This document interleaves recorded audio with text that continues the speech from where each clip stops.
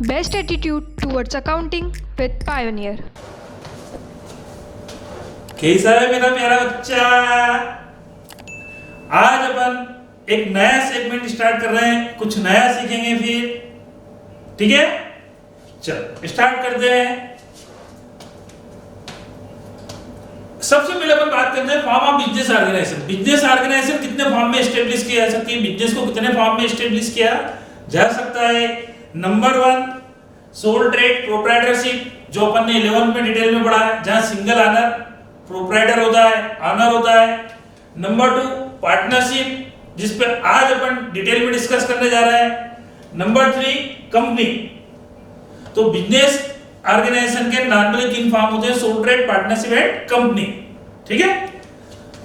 अब अपन बात करते हैं पार्टनरशिप के ऊपर। पार्टनरशिप से रिलेटेड अपने आप एक एक्ट बना हुआ है बेटा, जिसको हम बोलते हैं Indian partnership act 1932। Indian partnership act 1932। Partnership की एक छोटी सी डेफिनेशन है, इस पे अपन डिटेल में डिस्कस करेंगे, पहले पढ़ लेते हैं। Partnership is an agreement between 2 and more persons to carry a legal business to share profit and loss carried on by all, any of them acting for all. Individually are called partners and collectively partnership firm. ठीक है? अब इस definition के एक एक word पे अपन प्यार से बातें करते हैं। सबसे पहला स्टेटमेंट अपन ने पढ़ा है, पार्टनरशिप इज एन एग्रीमेंट। तो पार्टनरशिप क्या है? एक एग्रीमेंट है। और दुनिया में किसी भी प्रकार का कोई भी एग्रीमेंट जब हम करते हैं तो वो भाई बात पक्की, डन, ठीक है ना? ये एग्रीमेंट हो गया। तो कहने का मतलब यहां मेरा है, एग्रीमेंट ओरली भी हो सकता है और राइटिंग में भी हो सकता है। एग्रीमेंट जो है वो रिटन में भी हो सकता है और ओरली भी हो सकता है। लेकिन हमारे बड़े बुजुर्ग बोल के गए हैं कि कोई भी काम करो तो लिखा पढ़ी कर लो, 100 बका और 1 लिखा, बक कितनी भी कर लो, लेकिन ऑन पेपर अगर आपके पास 1 लाइन भी लिखी हुई है तो वो काम की है। क्योंकि कभी भी कोई मैटर डिस्प्यूट वाला हुआ और मामला कोर्ट तक गया तो आप उस राइटिंग में जो आपके पास डॉक्यूमेंट है उसको एज एविडेंस प्रेजेंट कर सकते हो, बराबर है? तो रिटर्न में होना बेनिफिशियल है, लेकिन ओरली भी हो सकता है, उसके लिए मना नहीं करना, ठीक है? अपने यहाँ पे बेटा एक एक्ट बना हुआ है, Indian contract act 1872। Indian contract act 1872। तो दुनिया के जितने भी एग्रीमेंट होते हैं और वो एग्रीमेंट यदि इन्फोर्सेबल है, यदि एक पार्टी अपना कमिटमेंट फुलफिल नहीं करती है तो अदर पार्टी उस पार्टी के अगेंस्ट कोर्ट में केस फाइल कर सकती है, अपने राइट्स के लिए लड़ सकती है, अपने राइट्स के लिए क्लेम कर सकती है। तो वो एग्रीमेंट जो इन्फोर्सेबल है, इन्फोर्स किया जा सकता है, और वही एग्रीमेंट जो कहलाता है वो कॉन्ट्रैक्ट बन जाता है, ठीक है ना? एग्रीमेंट तो हम ओरली सोशल लाइफ में बहुत सारे करते हैं, किसी से भी कोई भी कमिटमेंट कर लेते हैं, लेकिन हर कमिटमेंट, हर एग्रीमेंट इन्फोर्सेबल नहीं होता है। तो ऐसे सारे एग्रीमेंट जो इन्फोर्सेबल होते हैं वो एक कॉन्ट्रैक्ट बन जाते हैं, ठीक है ना? अब अगला क्वेश्चन ये आता है बेटा कि किसी भी प्रकार का कोई एग्रीमेंट कौन कर सकता है? तो कोई भी कर सकता है भैया। मेरे को अपना मकान सेल करना है, मेरे को अपनी बिल्डिंग सेल करना है, आपको परचेज करना है, तो अपन दोनों मिलकर बैठ के बात कर लेते हैं, टर्म्स कंडीशन डिसाइड कर लेते हैं, ये अपने बीच में एक एग्रीमेंट हो जाएगा, बराबर? क्या कोई ऐसी बाउंडेशन नहीं कि यार ये व्यक्ति कर सकता है, ये व्यक्ति नहीं कर सकता? तो नहीं, हर व्यक्ति एग्रीमेंट कर सकता है यदि वो एग्रीमेंट करने में केपेबल हो, उसमें एग्रीमेंट करने की कैपेसिटी हो। तो अपने यहाँ पे इंडियन कॉन्ट्रैक्ट एक्ट 1872 ये बोलता है कि ऐसा व्यक्ति जिसमें अपने अच्छे बुरे के सोचने की कैपेसिटी नहीं है तो वो फिर एग्रीमेंट करने के लिए कैपेबल नहीं है। और उन व्यक्ति के अंतर्गत आते हैं एक माइनर। इंडिया के अंतर्गत ऐसा पर्सन, ऐसा व्यक्ति जिसकी एज 18 इयर्स कंप्लीट नहीं हुई है वो माइनर है, मतलब बच्चा है। और बच्चों के साथ में क्या कर रहे हो तुम भी यार, वो तो बच्चा है, तो वो तो बच्चा है, लोग यही बोलेंगे। अगर आपने उसके साथ कोई एग्रीमेंट भी करा और वो उस एग्रीमेंट को फुलफिल नहीं करता तो आप उसके अगेंस्ट कोर्ट में नहीं जा सकते हो। पूरी दुनिया इवन कोर्ट भी उसके फेवर में खड़ा होगा कि यार ये तो बच्चा है, इसमें तो अक्ल नहीं है कि क्या अच्छा है क्या बुरा है। आप तो समझदार हो ना, तो आपको इस व्यक्ति के साथ में कोई डील नहीं करना चाहिए। नंबर 2, अनसाउंड माइंड का पर्सन, ऐसा व्यक्ति जो मानसिक रूप से अस्वस्थ है, जिसमें अपने अच्छे बुरे के सोचने की कैपेसिटी नहीं है, तो वो तो पागल है, उसके साथ भी हमको कोई एग्रीमेंट नहीं करना चाहिए। अगर करा है और कोई आपको तकलीफ आएगी तो फिर कोर्ट में यही बोला जाएगा यार ये तो पागल है, बराबर है कि नहीं। और थर्ड नंबर पे अपन बोलेंगे ऐसा पर्सन जो लॉ द्वारा डिस्क्वालिफाइड किया गया है, तो माइनर अनसाउंड माइंड का पर्सन और डिस्क्वालिफाइड बाय लॉ, तो ये वो व्यक्ति है जिनके साथ में हमको किसी भी प्रकार का कोई एग्रीमेंट नहीं करना चाहिए, और यदि वो एग्रीमेंट करा भी है तो वो इन्फोर्स नहीं किया जा सकता है, इन्फोर्सेबल नहीं है, इसलिए वो एग्रीमेंट इनिशियल स्टेज से वाइड माना जाएगा, व्यर्थ माना जाएगा। बात क्लियर है। तो अपनी पार्टनरशिप की डेफिनेशन का पहला वर्ड है पार्टनरशिप इज एन एग्रीमेंट। तो एग्रीमेंट ओरल में भी हो सकता है, रिटन में भी हो सकता है, लेकिन एग्रीमेंट उसी के साथ करेंगे जो एग्रीमेंट करने में कैपेबल हो, capacity to contract, competent to contract, जो व्यक्ति उसके लिए कैपेबल हो, ठीक है। और यदि ऐसे व्यक्ति के साथ में कोई आपने एग्रीमेंट कर लिया है जो कैपेबल नहीं है, तो वो एग्रीमेंट इनिशियल स्टेज से वाइड है, व्यर्थ है। तो इसका मतलब यह हुआ कि एक पार्टनरशिप के अंतर्गत इन व्यक्ति को आप पार्टनर नहीं बना सकते हो, क्योंकि इनमें एग्रीमेंट करने की कैपेसिटी नहीं है, और यदि इनको पार्टनर बनाया भी है तो फिर आप इनके अगेंस्ट कोई क्लेम, कोई ब्लेम, कोई मैटर डिस्प्यूट वाला हुआ तो आप कोर्ट में इनके अगेंस्ट नहीं जा सकते हो, कोर्ट भी इनके फेवर में खड़ा रहेगा। अरे यार इनमें तो बराबर है। तो पार्टनरशिप में सीधी बात है, अपन बोलेंगे कि एक माइनर पार्टनर नहीं हो सकता, लेकिन अगर एक स्टेब्लिश फर्म के अंतर्गत, एक रनिंग फर्म के अंतर्गत सभी पार्टनर्स एग्री हो, तो एक माइनर को, ऐसे पर्सन को अपने साथ में इन्वॉल्व कर सकते हैं, जोड़ सकते हैं, पार्टनर बना सकते हैं, ओनली फॉर बेनिफिट्स। केवल तू हमारे साथ जुड़ जा और जो भी फायदा हो उसमें से तू फायदा लेता रहना, मतलब बेनिफिट बेनिफिट बेनिफिट। आप उसको लायबल नहीं बना पाओगे कि लास्ट हुआ तो वो उसके लिए लायबल नहीं होगा। तो इन पर्संस को आप पार्टनरशिप फर्म में इन्वॉल्व कर सकते हो, पार्टनर बना सकते हो, ओनली फॉर बेनिफिट्स। क्लियर हो गई। तो हमारी डेफिनेशन का फर्स्ट वर्ड आपको क्लियर हो गया होगा, partnership is an agreement. Clear. Partnership is an agreement between two and more person. तो पार्टनरशिप के अंतर्गत कितने पर्सन होना चाहिए? तो कोई भी एग्रीमेंट, किसी भी प्रकार की डील जब हम करते हैं तो कम से कम दो पार्टी का होना कंपलसरी है। दो पार्टी तो होना ही चाहिए, दो पार्टी के बिना कोई भी एग्रीमेंट नहीं हो सकता। तो कम से कम एक पार्टनरशिप फर्म के अंतर्गत दो पार्टनर होंगे between two and more person. और दो से ज्यादा भी हो सकते हैं, बिल्कुल हो सकते हैं, क्यों नहीं हो सकते। तो दो से ज्यादा तो कितने? Two and more. तो ये मोर जो है, ये मोर कितने हो सकते हैं? ठीक है। तो पूरे पार्टनरशिप एक्ट के अंतर्गत कहीं से कहीं तक ये नहीं लिखा हुआ है कि मैक्सिमम नंबर ऑफ पार्टनर्स कितने होना चाहिए। लेकिन जब कंपनी एक्ट बना था तो कंपनी एक्ट के अंतर्गत इस पॉइंट को डिस्क्लोज किया गया था कि maximum number of partners in A partnership firm इतने होंगे। लेकिन कंपनी एक्ट में भी 2013 में अमेंडमेंट हुआ है, तो अब हम कंपनी एक्ट को बोलते हैं कंपनी बिल 2013, कंपनी एक्ट 2013 की सेक्शन 464 कंपनी एक्ट 2013 सेक्शन 464 के अंतर्गत लिखा गया है कि maximum number of partners in A partnership firm 100। तो एक पार्टनरशिप फर्म में मैक्सिमम नंबर ऑफ पार्टनर्स कितने हो सकते हैं? 100। मैं नहीं कह रहा हूं, कंपनी एक्ट 2013 जब अमेंडमेंट हुआ था कंपनी एक्ट में, कंपनी बिल 2013 में section 464 maximum number of partners 100। लेकिन फिर उनको ऐसा लगा कि यार मजाक में नंबर ऑफ पार्टनर्स बहुत ज्यादा तो नहीं होगा, तो फिर उनमें कुछ चेंजेस हुआ।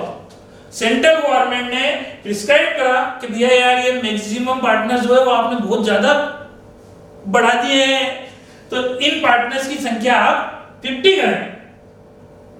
तो सेंट्रल गवर्नमेंट ने प्रिस्क्राइब करा कि एक पार्टनरशिप फर्म के अंतर्गत मैक्सिमम नंबर ऑफ पार्टनर्स 50 से ज्यादा नहीं होना चाहिए। तो फिर rule 10 of companies miscellaneous rules 10 of companies miscellaneous rules 2014 में फिर इस फिगर को 50 पे लाके रोका गया। तो अब अपन ऐसा बोल सकते हैं फाइनली कि एक पार्टनरशिप फर्म में मैक्सिमम नंबर ऑफ पार्टनर्स 50 होंगे। दोनों चीज क्लियर हो गई। कभी एमसीक्यू आए, वन वर्ड में रिप्लाई करना हो तो maximum number of partners as per company act तो 100। अमेंडमेंट हो गया rules 10 of companies miscellaneous rules of companies 2014 में उस फिगर को चेंज करके 50 किया गया है। क्लियर?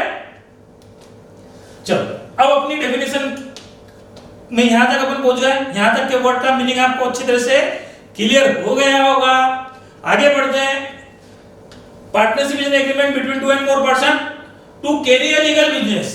तो आप जो भी बिजनेस कर रहे हो पार्टनरशिप में, वो बिजनेस लीगल होना चाहिए। ऐसा मेरे को बोलने की जरूरत नहीं है, क्योंकि जब भी हम कोई इलीगल मोटिव, इलीगल ऑब्जेक्ट या इलीगल वर्क करते हैं और उसके लिए कोई एग्रीमेंट करते हैं, तो वो एग्रीमेंट इनिशियल स्टेज से ही वाइड माना जाएगा, व्यर्थ माना जाएगा। Illegal motive, illegal object, illegal work के लिए अगर आपने कोई एग्रीमेंट करा है तो वो एग्रीमेंट इनफोर्सेबल नहीं है, इनिशियल स्टेज से वाइड माना जाएगा। ठीक है ना? तो to carry a legal business, वो बिजनेस करेंगे और वो लीगल बिजनेस होगा। To share profit and loss, और वो जो भी बिजनेस होगा उस बिजनेस का प्रॉफिट या लॉस सभी पार्टनर्स में शेयर होगा। बोलते हैं अपन। क्लियर? तो वो बिजनेस का प्रॉफिट या लॉस सभी पार्टनर्स आपस में डिस्ट्रीब्यूट करेंगे। तो क्या प्रॉफिट या लॉस डिस्ट्रीब्यूट करना मस्ट है? तो बिल्कुल है, जो भी आपके बीच में रेशो डिसाइड हुआ है। लेकिन यदि लॉस का डिस्ट्रीब्यूशन नहीं भी हो तो चलेगा, धकेलेबल है, मैनेजेबल है। प्रॉफिट का डिस्ट्रीब्यूशन मस्ट है, भले किसी पार्टनर्स को कम मिले तो ज्यादा मिले, वो जो भी एग्रीमेंट हो, एज पर एग्रीमेंट। ठीक है ना? लेकिन लॉस का डिस्ट्रीब्यूशन नहीं भी होता है तो धकेलेबल है, क्योंकि कभी कभी पार्टनरशिप के अंतर्गत एक पार्टनर्स दूसरे पार्टनर्स को गारंटी दे सकता है, तू घबरा मत, लॉस होगा तो मैं खड़ा हूं। मतलब लॉस तेरे को बियर नहीं करना है, तू मेरे साथ काम कर, जुड़ के काम करते हैं अपन। ठीक है ना? तो फिर वो अदर पार्टनर जिसको गारंटी मिली है वो लॉस बियर नहीं करेगा। लेकिन प्रॉफिट का डिस्ट्रीब्यूशन तो एग्रीड रेशो में, निर्धारित रेशो में होना ही चाहिए। बात क्लियर? ऐसे तो अपन बोलेंगे प्रॉफिट और लॉस दोनों का ही शेयर होगा, शेयरिंग होगी। क्लियर है? कैरीड ऑन बाय ऑल और any of them acting for all. तो पार्टनरशिप के अंतर्गत जितने भी पार्टनर्स है वो सब मिलके काम करते हैं। किसके लिए करते हैं? फर्म के लिए करते हैं। तो उनमें से एक भी कोई काम कर रहा है तो वो फर्म के लिए कर रहा है, दो भी कर रहा है तो फर्म के लिए कर रहा है, सब भी कर रहे हैं तो सब फर्म के लिए कर रहा है। वो कोई अपने लिए पर्सनल पर्पस से काम नहीं कर रहा है, वो फर्म के बिहाफ पे फर्म के लिए काम कर रहा है। तो उनमें से जो भी पार्टनरशिप फर्म के बिहाफ पे काम करता है वो फर्म के लिए करता है, अपने लिए नहीं करता है। तो एक करे तो भी फर्म के लिए और सब मिलके कर रहा है तो भी फर्म के लिए। हो सकता है कोई कम काम करे, कोई ज्यादा करे, कोई नहीं करे, ये एग्रीमेंट के थ्रू आप मैनेज कर सकते हो। इसीलिए तो अपन बोलते हैं पार्टनरशिप इज ए, ठीक है, individually are called partners and collectively partnership firm. तो एक फर्म में पांच पार्टनर है, A B C D E. ए कौन है? पार्टनर है। बी कौन है? पार्टनर है। C partner, D partner, E partner, और ये सब मिल गए तो ये पार्टनरशिप फर्म। तो individually they are known as a partner and collectively partnership firm. ठीक है? तो आपको ये डेफिनेशन अच्छी तरह से क्लियर हो गई होगी। हर पार्टनरशिप फर्म का कौन होता है? कौन होता है?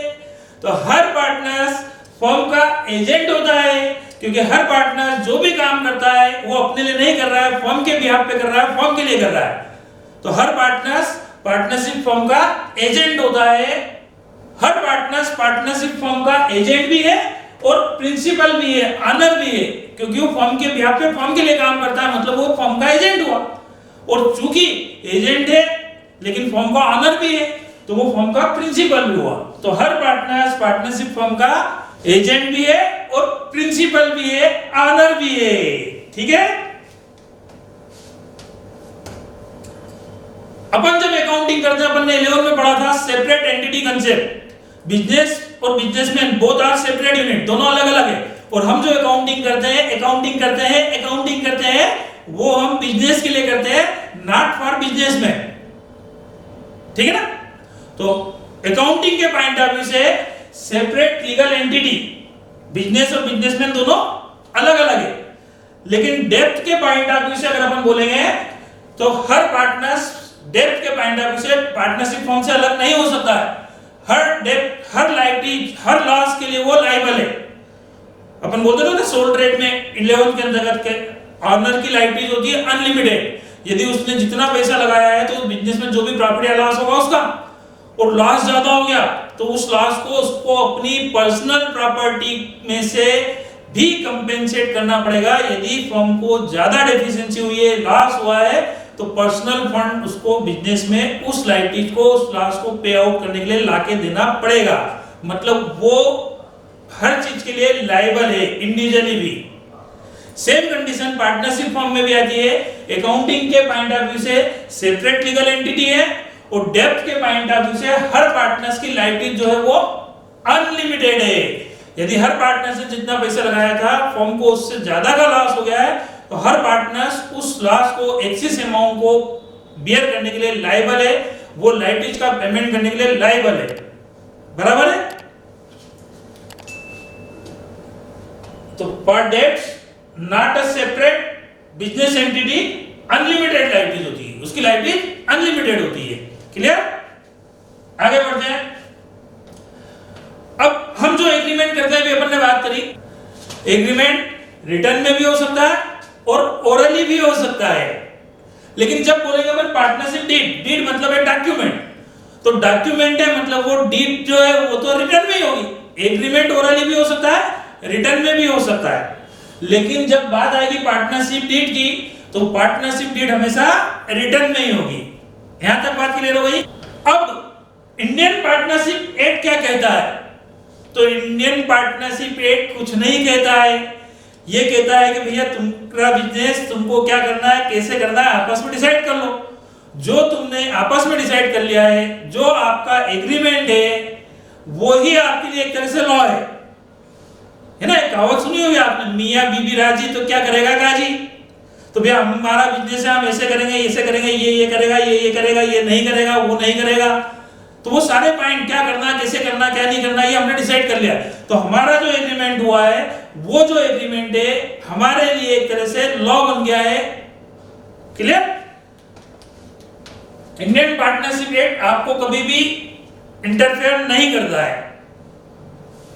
एक पार्टनरशिप फर्म है, एबीसी पार्टनर है, उनने क्या करना है, कैसे करना है, कितना कितना प्रॉफिट आपस में डिस्ट्रीब्यूट करेंगे, सारे पॉइंट लिख लिए, उन्होंने एग्रीमेंट कर लिया। तो वो जो उनका एग्रीमेंट है वो एक तरह से उनके लिए लॉ बन गया। ऐसे ही एक अदर पार्टनरशिप फर्म है जिसमें एक्स और वाई पार्टनर्स है, उनने अपना एग्रीमेंट बना लिया कि हम ये करेंगे, ऐसे करेंगे, ऐसे नहीं करेंगे, जो प्रॉफिट या लॉस होगा हम दोनों इतना इतना शेयर करेंगे। तो यदि इनके बीच में कुछ भी डिस्प्यूट होता है और मामला कोर्ट तक भी जाता है, तो ए बी सी का जो एग्रीमेंट है वो कोर्ट में फॉलो किया जाएगा। जज कभी भी अपने रूल्स, अपना नियम, अपना बैंड हुआ थोपेगा नहीं थोप सकता, क्योंकि इनको क्या करना है ये इन्होंने डिसाइड कर रखा है, ये एग्रीमेंट कर रखा है। और ये सब समझदार लोग हैं, क्योंकि इसमें एक भी माइनर नहीं है, एक भी पागल नहीं है। इनमें अच्छा इनने एग्रीमेंट करा है, सबके सिग्नेचर है, तो बस वो जो इन्होंने डिसाइड करा वही होगा। कोर्ट भी उसके अगेंस्ट जाके कोई डिसीजन नहीं देती है। सेम कंडीशन यहाँ पे भी। तो हर पार्टनरशिप फर्म के अंतर्गत जो उनका एग्रीमेंट है, जो उनकी डीड है, उसके अकॉर्डिंग उनके साथ ट्रीटमेंट होगा, कोई भी मैटर हो। ठीक है। लेकिन यदि अगर आपने एग्रीमेंट नहीं करा है, पार्टनरशिप डीड नहीं बनाई है और साथ साथ में बिजनेस स्टार्ट कर दिया है और फिर कभी डिस्प्यूट होता है, तो फिर जो इंडियन पार्टनरशिप एक्ट के अंतर्गत प्रोविजन से, रूल से, हम उनको फॉलो करेंगे कि भैया या आपके एग्रीमेंट में किसी मैटर पे कोई एग्रीमेंट नहीं हुआ था और उससे रिलेटेड डिस्प्यूट हुआ, तो उससे रिलेटेड तो पॉइंट आपने कंसीडर करा ही नहीं था, आपके एग्रीमेंट में लिखा ही नहीं था, तो फिर अब पार्टनरशिप एक्ट उठा के देखा जाएगा कि भैया पार्टनरशिप एक्ट क्या बोलता है इसके लिए, ठीक है ना। तो आपने जो डिसाइड करा वो आपके लिए फैक्ट है, वो ही आपके ऊपर फॉलो होगा। लेकिन अगर आपने कोई डिसाइड नहीं करा है या एग्रीमेंट नहीं बनाया है, तो फिर जो एक्ट बोलता है वो अपन फॉलो करेंगे। तो अकाउंटिंग पर्पस से आपको स्पेशली 5 पॉइंट ध्यान रखना है। ऐसे थ्योरेटिकल तो बहुत ज्यादा होता है, अपने पार्टनरशिप एक्ट भी नहीं पढ़ रहे होते तो मैं उसको और डिटेल में एक्सप्लेन करता। तो अकाउंटिंग पर्पस से आपको केवल स्पेशली 5 पॉइंट ध्यान रखना है। In absence of any partnership deed और in absence of any agreement, अगर आपके बीच में एग्रीमेंट नहीं हुआ है, पार्टनरशिप डीड नहीं बनी है, तो फिर अकाउंटिंग पर्पस से ये 5 पॉइंट आप हमेशा हमेशा हमेशा ध्यान रखेंगे। कौन से 5 पॉइंट रहेंगे पहले मैं आपको एक्सप्लेन कर देता हूं। नंबर 1, प्रॉफिट सभी पार्टनर्स में इक्वल डिस्ट्रीब्यूट होगा, प्रॉफिट सभी पार्टनर्स में इक्वल डिस्ट्रीब्यूट होगा। नंबर 2, किसी भी पार्टनर्स को उसने जो कैपिटल के रूप में फंड बिजनेस में इन्वेस्ट करा है उस कैपिटल पे इंटरेस्ट अलाउ नहीं करेंगे। नंबर 3, उसने पर्सनल यूज के लिए बिजनेस में से फर्म में से कोई पैसा विड्रॉ करा है, ड्राइंग्स करी है, तो उस पर इंटरेस्ट चार्ज नहीं करेंगे। 3 पॉइंट क्लियर हो गए। प्रॉफिट इक्वल डिस्ट्रीब्यूट होगा सभी पार्टनर्स में, कैपिटल पे इंटरेस्ट अलाउ नहीं करेंगे, ड्राइंग्स पे इंटरेस्ट चार्ज नहीं करेंगे, किसी पार्टनर्स को प्रॉफिट के अलावा एक्स्ट्रा बेनिफिट नहीं दिया जाएगा, कोई सैलरी, कोई कमीशन, कोई इंसेंटिव, कोई बोनस, किसी भी प्रकार का एक्स्ट्रा बेनिफिट नहीं दिया जाएगा। और यदि किसी पार्टनर्स ने फर्म को कैपिटल के अलावा additional amount as a loan, as a advance दिया है, तो उस अमाउंट पे उसको हम 6% पर एनम इंटरेस्ट अलाउ करेंगे। क्योंकि अगर वो पैसे नहीं देता तो फर्म कहीं और से अरेंज कर दी तो मार्केट में इंटरेस्ट तो पे करना ही पड़ता। सबसे नॉमिनल रेट पार्टनरशिप रेट के हिसाब से उन्होंने डिसाइड करी है 6%, ठीक है। प्रॉफिट इक्वल डिस्ट्रीब्यूट होगा, कैपिटल पे इंटरेस्ट अलाउ नहीं करेंगे, ड्राइंग्स पे इंटरेस्ट चार्ज नहीं करेंगे, किसी पार्टनर्स को सैलरी, कमीशन, बोनस वगैरह बिल्कुल नहीं देंगे। और यदि किसी पार्टनर्स ने एग्रीमेंट के बिना फर्म को कोई लोन दिया है तो उस लोन पे उस पार्टनर्स को 6% पर एनम इंटरेस्ट अलाउ करेंगे, ठीक है। ये 5 पॉइंट स्पेशली ध्यान रखना, इन अब्सेंस ऑफ एनी एग्रीमेंट और पार्टनरशिप डीड। अब इसको ध्यान से पढ़ना, ध्यान से सुनना वापस से। नंबर 1, पहला point, interest on loan advance bye partners. Partners ने फर्म को एडवांस या लोन के रूप में कुछ अमाउंट दिया विदाउट एग्रीमेंट, विदाउट एग्रीमेंट, ये सारे पॉइंट। तो उसको हम अभी मैंने आपको एक्सप्लेन करा है 6% पर एनम इंटरेस्ट अलाउ करेंगे। मैं नहीं बोल रहा हूं, पार्टनरशिप एक्ट बोल रहा है, section 13A, section 13A 13A, loan पे 6% पर इंटरेस्ट अलाउ किया जाएगा। नंबर 2, प्रॉफिट एंड लॉस की शेयरिंग कितनी होना चाहिए, तो सारे पार्टनर्स में profit and loss equally share होगा। Section 13B, 13A interest on loan, 13B profit share होगा इक्वली। यदि किसी पार्टनर्स ने फर्म में एज ए कैपिटल पैसा इन्वेस्ट करा है तो उस कैपिटल पे हम उसको इंटरेस्ट अलाउ नहीं करेंगे, नहीं करेंगे, नहीं करेंगे। 13C, यदि किसी पार्टनर्स ने ड्राइंग्स करी है तो उस ड्राइंग्स के अमाउंट पे हम इंटरेस्ट चार्ज नहीं करेंगे, नहीं करेंगे, नहीं करेंगे। 13C, ठीक है ना। और किसी भी पार्टनर्स को रिम्यूनरेशन, कमीशन, बोनस, इंसेंटिव अलग से कोई बेनिफिट नहीं दिया जाएगा, नहीं दिया जाएगा। Section 13D, 13A interest on loan 6% per annum, 13B profit sharing होगी इक्वली, 13C कैपिटल पे इंटरेस्ट नहीं देंगे, ड्राइंग्स पे इंटरेस्ट चार्ज भी नहीं करेंगे, और 13D कोई अलग से सैलरी, इंसेंटिव, कमीशन नहीं दिया जाएगा इन अब्सेंस ऑफ एनी एग्रीमेंट और पार्टनरशिप डीड। क्या पार्टनरशिप फर्म का रजिस्ट्रेशन कराना कंपलसरी है? तो हिंदुस्तान में कई पार्टनरशिप फर्म सालों से चल रही है, बढ़िया काम चल रहा है, लेकिन वो रजिस्टर्ड नहीं है। तो फर्म का रजिस्ट्रेशन कराना कंपलसरी नहीं है, नहीं है, नहीं है। ऑप्शनल है, लेकिन फर्म का रजिस्ट्रेशन कराना चाहिए, कराना बेनिफिशियल है, कंपलसरी नहीं है, ऑप्शनल है, लेकिन फर्म का रजिस्ट्रेशन कराना चाहिए, बेनिफिशियल है। आप यदि कोई पार्टनरशिप फर्म फॉर्म कर रहे हैं तो जहां भी रजिस्ट्रार ऑफिस है पार्टनरशिप से रिलेटेड, वहां पे आपको अपनी फर्म का रजिस्ट्रेशन कराना चाहिए, बेनिफिशियल है। अब नहीं कराने पे क्या डिसएडवांटेज और करवाने पे क्या एडवांटेज है, तो एक छोटा सा पॉइंट का मेजर एडवांटेज और डिसएडवांटेज है बस खाली, बाकी स्पेशली कोई फर्क नहीं पड़ता है, पर कराना चाहिए बेनिफिशियल। ठीक है, यदि कभी कोई मामला डिस्प्यूट वाला हुआ आपस में पार्टनर्स में या किसी थर्ड पार्टी के अगेंस्ट, हमको केस फाइल करना है कोर्ट में, तो हम कोर्ट में जाके ये नहीं बोल सकते हैं कि हम हैं, क्योंकि हम हैं इस बात का कोई प्रूफ नहीं है, क्योंकि हमारी फर्म रजिस्टर्ड नहीं है। तो फिर कोर्ट यही कहेगी कि तुम हो, इस बात का प्रूफ क्या है, फर्म रजिस्टर्ड नहीं है। तो बस खाली यही है कि कोई भी डिस्प्यूट वाला मैटर फर्म के बिहाफ पे आप कोर्ट में नहीं ले जा सकते हो, क्योंकि फर्म है, इस बात का कोई एविडेंस आपके पास नहीं है, आपकी फर्म रजिस्टर्ड नहीं है। लेकिन कोई थर्ड पार्टी आपके अगेंस्ट कोर्ट में केस फाइल कर सकती है, उसको कोई प्रॉब्लम नहीं है, प्रॉब्लम आपको है। ठीक है, तो फर्म का रजिस्ट्रेशन कराना कंपलसरी नहीं है, ऑप्शनल है, कराना बेनिफिशियल है। क्लियर? तो आज पार्टनरशिप के बेसिक कंसेप्ट के बारे में अपन ने कुछ प्यारे प्यारे छोटे छोटे पॉइंट डिस्कस करे। आज का वीडियो हम यहीं कंप्लीट करते हैं, पार्ट 1 एंड बी हैप्पी। कल अपन अकाउंटिंग पे आएंगे नेक्स्ट वीडियो में, नेक्स्ट लेक्चर में। तब तक के लिए गुड बाय।